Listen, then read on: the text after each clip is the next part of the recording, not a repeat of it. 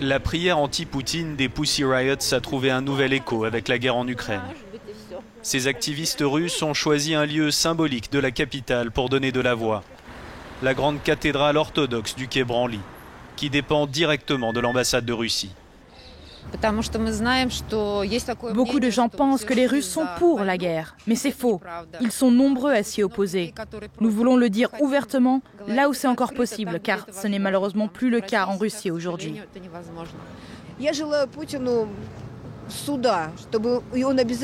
Je veux que Poutine soit jugé et que ses crimes soient portés à la connaissance du monde entier, pour que son régime s'écroule définitivement le plus vite possible. Arrivé en juin dernier, Sieva ne pensait pas s'installer en France. Mais depuis la mobilisation annoncée par Vladimir Poutine, il craint d'être envoyé de force en Ukraine. Cette mobilisation est une catastrophe. Ce qu'ils disent à la télé, qu'il ne s'agit que de 300 000 réservistes qualifiés, c'est un mensonge total. Ils prennent les gens sans distinction, des étudiants, des scientifiques. Je suis personnellement concerné car je suis moi-même réserviste. Un autre groupe de militantes russes s'est invité ce jour-là dans le centre de Paris. Elles ont choisi la couleur du deuil pour marquer les esprits. Cette action a été organisée par un mouvement féministe et anti-guerre. Nous sommes les sœurs, les veuves et les épouses de ce pays qui tue ses propres enfants et ceux des autres.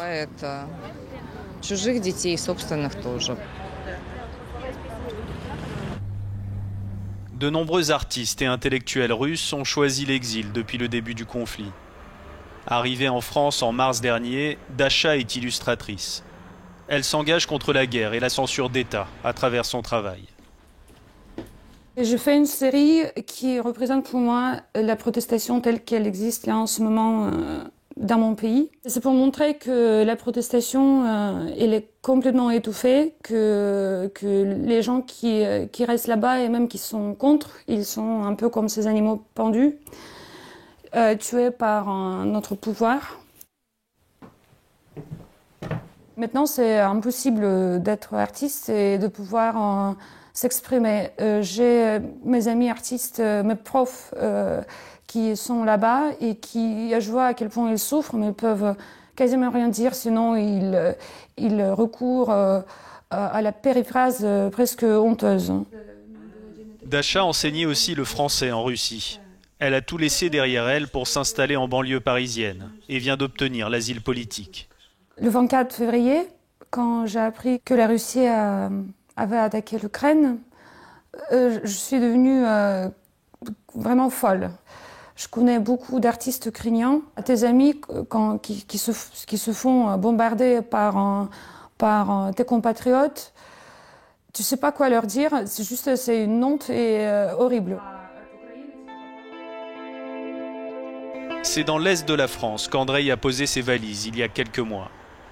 Ce brillant chercheur en mathématiques et en philosophie a obtenu un poste à l'université de Nancy. Il fait partie de cette élite intellectuelle russe, souvent issue des grandes villes, qui a émigré en masse après l'invasion de l'Ukraine.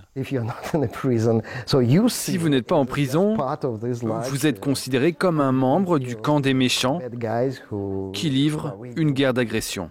Et je ne voulais absolument pas me retrouver dans cette situation, alors je n'ai pas hésité un seul instant. Nous retrouvons Andrei chez lui avec son épouse Marina et leurs 2 filles.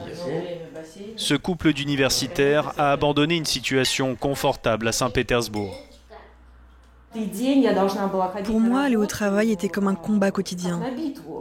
Je devais soit défendre mon point de vue, soit sourire et continuer à travailler. Mais continuer était devenu impossible pour moi. C'est très difficile de respirer le même air que ceux qui sont pour la mort. Le plus important aujourd'hui, c'est bien sûr cette guerre,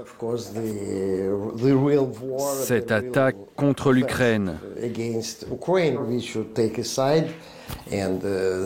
Il fallait choisir son camp et partir était une manière de le faire. L'exil de Marina et Andrei s'inscrit dans cette fuite des cerveaux qui frappe la Russie depuis le 24 février. À cela s'ajoute le récent exode massif qui a suivi la mobilisation partielle. D'après le journal Novaya Gazeta, plus de 260 000 Russes ont fui leur pays depuis le 21 septembre dernier.